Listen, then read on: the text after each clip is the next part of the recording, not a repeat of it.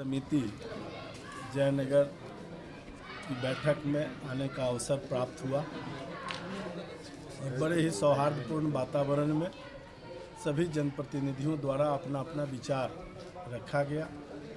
विशेष रूप से स्वास्थ्य से संबंधित विषयों पर। स्वास्थ्य सुविधा में धीरे धीरे काफ़ी सुधार हुआ है, लेकिन अभी भी चूँकि जो हमारा स्वास्थ्य उपकेंद्र है वो पूरी तरह से सुदृढ़ नहीं होने के कारण कतिपय शिकायत यहाँ प्राप्त हुई है। हेल्थ एंड वेलनेस सेंटर व्यवस्थित हो जाने के बाद मुझे लगता है कि ये शिकायत काफ़ी हद तक दूर हो। वहीं दूसरी ओर सबसे ज़्यादा जो शिकायत अंचल अधिकारी का हो रहा है और वो दाखिल खारिज से संबंधित, तो इसमें बहुत हद तक सही है शिकायत लोगों का। और दाखिल खारिज के मामले में अंचल अधिकारी द्वारा मनमानी की जाती है, इसमें कोई दो राय नहीं है। और मैंने भी कई बार अंचल अधिकारी से संबंधित विषयों को यहाँ से लेकर सदन तक उठाया। कई दंडित भी हुए अंचल अधिकारी, लेकिन बावजूद इसके एक आदत सी पड़ गई है, जिसके लिए हमारे माननीय राजस्व मंत्री भी बार बार कहते हैं।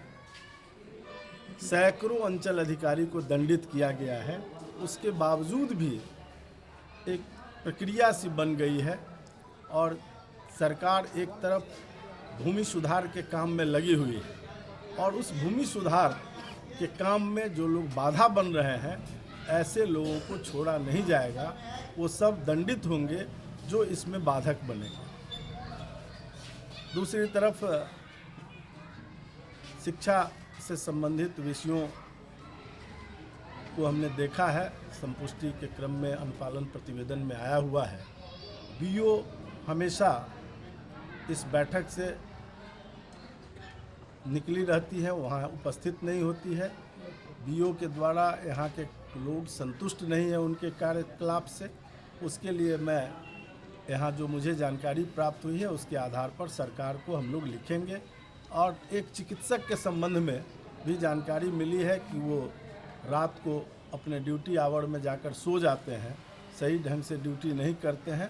तो आज ही हम सिविल सर्जन से इस मामले पर बात करेंगे और उन पर सम्यक कार्रवाई या निर्देश जो भी हो सकता है उनकी ओर से मुझे लगता है कि दिया जाएगा। तो इस तरह की कई विकासात्मक विषयों पर चर्चा हुआ और मैंने अपनी ओर से भी सभी जनप्रतिनिधियों से अनुरोध किया कि संसदीय लोकतंत्र में जनप्रतिनिधियों की भूमिका बड़ी ही महत्वपूर्ण होती है और इसको हम सब लोगों को अपने विचारों के माध्यम से व्यक्त करना चाहिए, विषय को उठाना चाहिए, उसका समाधान भी ढूंढना चाहिए।